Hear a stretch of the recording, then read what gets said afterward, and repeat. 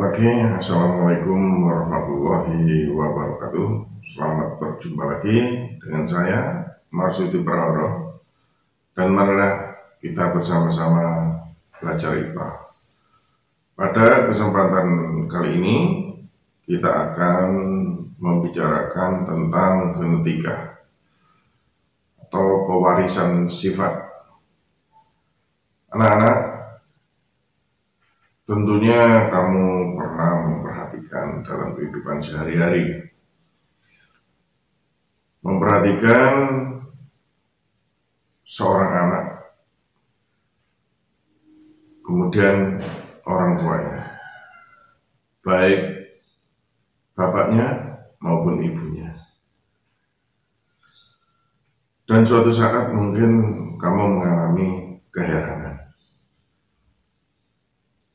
Kalau dilihat seorang anak itu pada bagian tertentu mirip bapaknya, dan pada bagian yang lain ada kemiripan dengan ibunya. Nah, hal-hal yang seperti ini dikatakan sebagai penurunan sifat. Nah, seorang anak itu membawa sifat orang tuanya, baik ibunya maupun bapaknya. Apa? Bagian dari apa dalam setiap tubuh makhluk hidup yang menjelaskan tentang informasi penurunan sifat ini? Nah, untuk mengetahui lebih jauh tentang hal ini, marilah kita ikuti tayangan video berikut ini. Silakan. Jika kita perhatikan, terdapat banyak perbedaan ciri-ciri antara kita dan teman-teman kita. Mungkin ada teman kita yang memiliki postur tinggi, ada yang pendek, ada yang memiliki rambut lurus, rambut keriting, atau bergelombang. Ada juga yang memiliki wajah bulat dan ada pula yang lonjong. Ada yang memiliki kulit putih, kuning langsat, dan ada yang sawo matang atau kecoklatan. Perbedaan-perbedaan ini dikontrol oleh sesuatu yang disebut sebagai gen, yang diwarisi dari orang tua kita. Dengan peran gen ini pula, ciri-ciri tubuh kita mirip dengan orang tua kita. Materi genetik memegang peranan penting dalam proses pewarisan sifat. Warna kulit, bentuk rambut, bentuk hidung, atau bahkan beberapa jenis penyakit tertentu tidak serta-merta dimiliki oleh seseorang. Setiap ciri atau sifat yang ada pada setiap orang adalah warisan dari orang tua yang diwariskan melalui materi genetik. Ayah akan mewariskan materi genetiknya melalui sel sperma, sedangkan ibu akan mewariskan materi genetik melalui sel ovum. Materi genetik dari ayah dan ibu akan bergabung melalui proses fertilisasi. Oleh karena adanya penggabungan materi genetik inilah, pada diri kita akan muncul beberapa ciri yang mirip dengan ayah dan beberapa ciri yang mirip dengan ibu. Molekul yang berperan sebagai materi genetik adalah asam nukleat.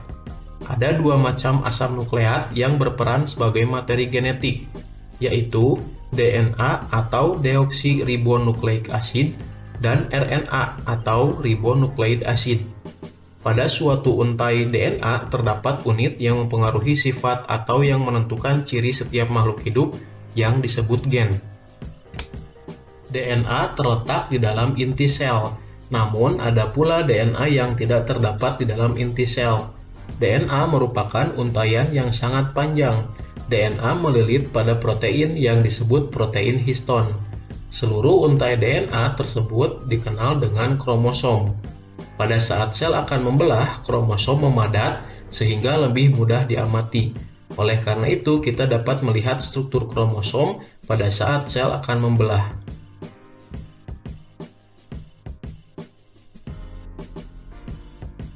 Penemuan struktur DNA tak lepas dari penelitian Maurice Wilkins dan Rosalind Franklin yang menggunakan teknik kristalografi atau difraksi sinar X untuk mempelajari struktur DNA pada tahun 1950 hingga 1953.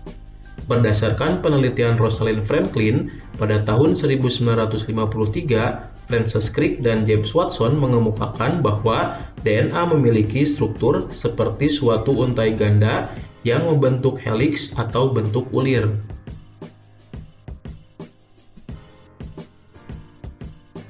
Asam nukleat baik DNA maupun RNA terdiri dari subunit nukleotida. Masing-masing nukleotida tersusun atas gugus fosfat, gula, dan basa nitrogen. Pada DNA, gulanya berupa gula deoksiribosa, sedangkan pada RNA gulanya adalah gula ribosa. Nukleotida ini dapat dibagi menjadi struktur yang lebih kecil yang disebut nukleosida. Satu unit nukleosida tersusun atas gula dan basa nitrogen tanpa gugus fosfat. Ada 4 senyawa basa nitrogen yang menyusun DNA, yaitu adenin yang selalu berpasangan dengan timin, serta guanin yang selalu berpasangan dengan sitosin. Basa nitrogen adenin dan guanin dikelompokkan dalam basa purin, sedangkan timin dan sitosin dikelompokkan dalam basa pirimidin. Pada RNA tidak terdapat basa nitrogen timin. Basa nitrogen timin ini pada RNA digantikan oleh basa nitrogen urasil. Struktur heliks DNA terbentuk karena adanya beberapa jenis ikatan kimia.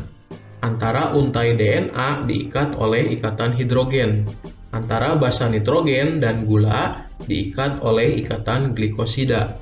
Sedangkan antar nukleotida dihubungkan dengan ikatan fosfodiester.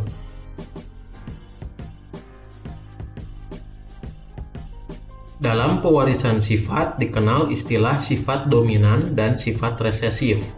Sebagai contoh, karakter jenis cuping yang terpisah dapat dikatakan mampu menutupi atau mengalahkan ciri jenis cuping telinga melekat. Karakter yang mampu mengalahkan atau menutupi karakter yang lain disebut sifat dominan. Karakteristik yang kalah disebut sifat resesif. Gen bertanggung jawab atas sifat suatu organisme. Gen dapat dilambangkan dengan huruf tertentu.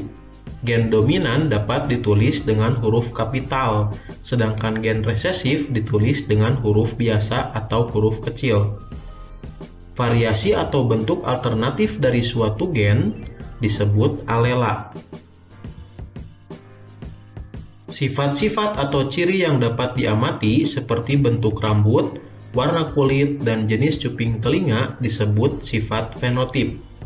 Fenotip merupakan perwujudan ekspresi dari gen. Akan tetapi perlu kamu ketahui bahwa tidak semua fenotip dapat dengan mudah diamati secara langsung menggunakan mata. Selain morfologi makhluk hidup yang dapat diamati, fisiologi dan tingkah laku juga merupakan fenotip. Setiap fenotip dikendalikan oleh genotip. Genotip adalah keseluruhan informasi genetik dari suatu individu. Susunan kromosom pada sel penyusun tubuh berbeda dengan susunan kromosom pada sel kelamin. Kromosom pada sel tubuh susunannya berpasangan. Keadaan kromosom yang berpasangan disebut dengan diploid. Sedangkan susunan kromosom pada sel kelamin tidak berpasangan dan disebut dalam keadaan haploid.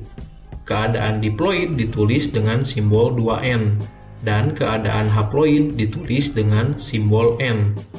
Sehingga kromosom sel kelamin jumlahnya setengah dari kromosom sel tubuh. Jumlah kromosom sel tubuh manusia sebanyak 23 pasang. Pada keadaan diploid atau 2N, jumlah kromosomnya 23 dikali 2 sama dengan 46 buah kromosom. Kromosom nomor 1 sampai nomor 22 disebut autosom atau kromosom tubuh. Sedangkan kromosom nomor 23 disebut gonosom atau kromosom kelamin. Kromosom nomor 23 atau gonosom yang membedakan laki-laki atau perempuan. Keturunan dalam proses pewarisan sifat dapat disebut dengan filial atau ditulis dengan huruf F besar. Sedangkan orang tua atau induk disebut dengan parental atau bisa ditulis dengan huruf P besar. Demikianlah tayangan dari video tadi. Banyak sekali informasi-informasi yang kita dapat dari video tadi. Ternyata seperti itulah ilmu genetika atau ilmu pewarisan sifat. Namun demikian, untuk menambah khasanah keilmuan kita, untuk memperdalam ilmu dan memperluas pengetahuan, silakan lakukan gerakan literasi dengan membaca e-modul yang sudah disiapkan di kelas. Silakan untuk di-download dan dibaca. Kemudian setelah itu jangan lupa soal-soalnya untuk dikerjakan. Apabila dalam belajar ada kesulitan, silakan kita lakukan diskusi di kelas kita. Pembelajaran jarak jauh masih perlu kita lakukan karena pandemi COVID-19 sampai hari ini masih belum selesai. Kita bermunajat memohon kepada Allah, semoga pandemi COVID-19 ini segera berakhir. Jangan lupa selalu pakai masker kalau keluar, kemudian biasakan cuci tangan, jaga kebersihan, jaga kesehatan, makan makanan yang bergizi, dan jangan lupa selalu berdoa kepada Allah. Baiklah anak-anak, pada pertemuan kali ini kita sudahi. Kita akan berjumpa lagi pada materi-materi berikutnya. Terima kasih. Wassalamualaikum warahmatullahi wabarakatuh.